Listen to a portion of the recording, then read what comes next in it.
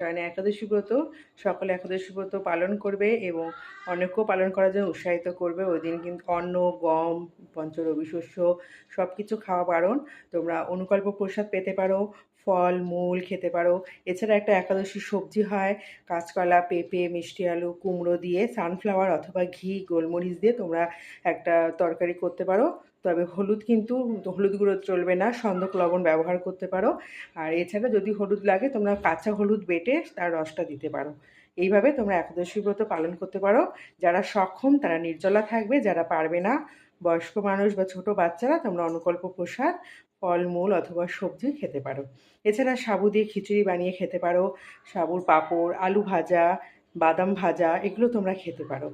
তো সকলে একাদশী ব্রত পালন করো, অন্যকেও পালন করার জন্য উৎসাহিত করো। আর অবশ্যই একাদশী ব্রত কথা পাঠ করবে অথবা ফোনে শ্রবণ করে নিতে পারো। রাধে রাধে।